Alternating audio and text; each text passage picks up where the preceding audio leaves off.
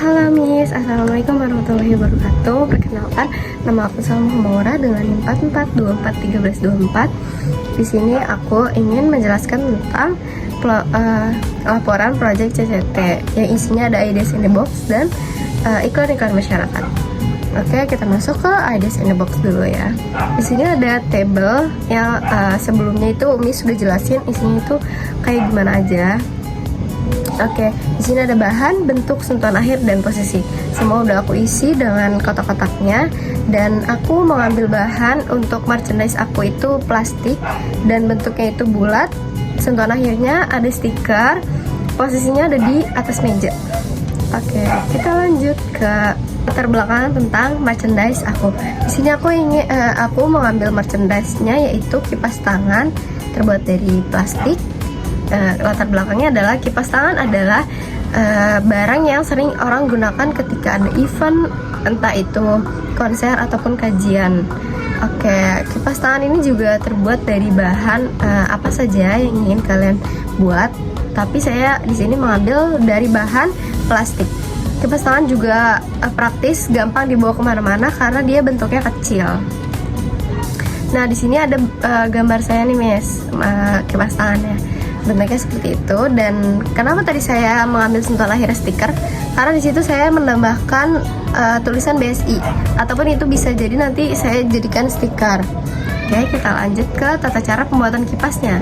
Untuk yang ingin membuat kipas seperti tadi, itu ada tata cara pembuatannya, bisa dibaca sendiri. Oke, kita lanjut ke topik iklan masyarakat.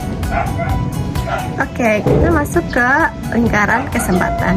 Di sini Miss juga udah jelasin lingkarannya kita isi seperti apa, dan ketika ingin mendapatkan isu kita harus mencari isu-isu 12 isu, dan kata Miss boleh didadu atau nggak di spin.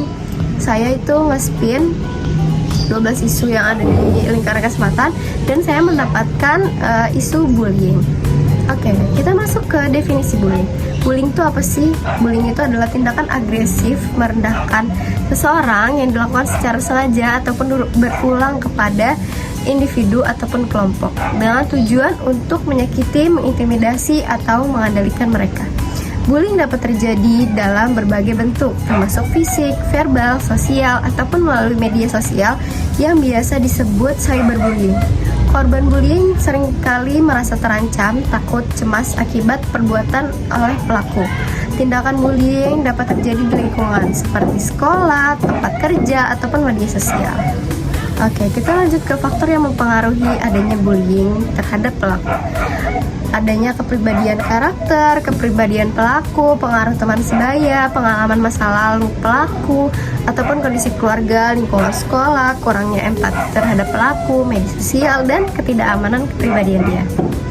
Kita lanjut ke lingkaran kesempatan yang kedua. Di sini aku nge-spin lagi dan aku mendapatkan mental health. Nah, di sini nyambung banget nih semuanya. Mental health itu adalah akibat dari bullying itu tersendiri. Mental health itu bisa terjadi keganggu karena adanya bullying tersebut. Kita masuk ke definisi mental health. Mental health itu adalah psikologis kita keganggu ataupun adanya merasakan ketakutan ataupun kecemasan, mengatasi stres, atau berhubungan dengan orang lain, mempunyai keputusan dalam hidupnya sendiri. Oke, kita lanjut ke faktor yang mempengaruhi tentang adanya mental health ini. Adanya faktor genetik, lingkungan sosial, pengalaman masa lalu, dan faktor psikologis atau emosional diri terhadap dirinya. Oke, kita lanjut ke kesimpulan dari bullying dan mental health. Bullying itu dampaknya sangat merusak kesehatan mental seseorang, dan ya tadi mental seseorang itu terjadi rusak karena adanya bullying itu tersendiri. Kita masuk ke videonya.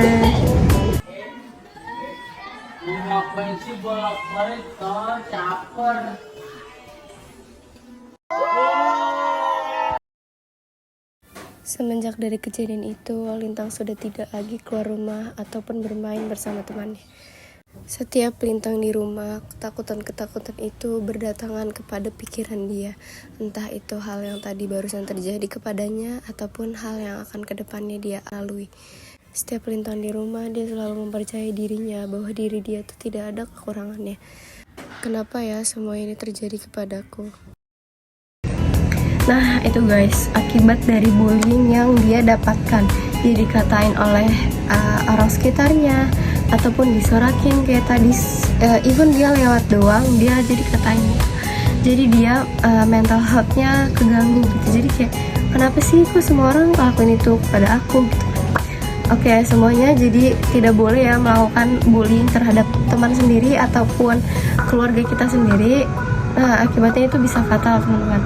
Bisa terjadi stres kepada korban yang kita lakukan itu, ataupun terjadi dia bisa melukai dirinya. Kenapa sih semua orang tuh ngelakuin itu kepada aku gitu loh. Jadi kayak dia, apa sih diri aku tuh nggak berguna gitu loh buat orang lain. Jadi jangan ngerasa kayak gitu. Ada sih beda-beda orangnya. Jadi kayak nggak boleh lah guys melakukan bullying itu, karena udah banyak banget yang menjadikan bullying ini kebiasaan. Ya udah kayak bercanda gitu. Padahal enggak, itu tuh nggak baik banget buat kita. Oke, jadi mungkin itu saja yang bisa saya sampaikan kepada Nies. Kurang lebihnya mohon maaf. Wassalamualaikum warahmatullahi wabarakatuh. Bye.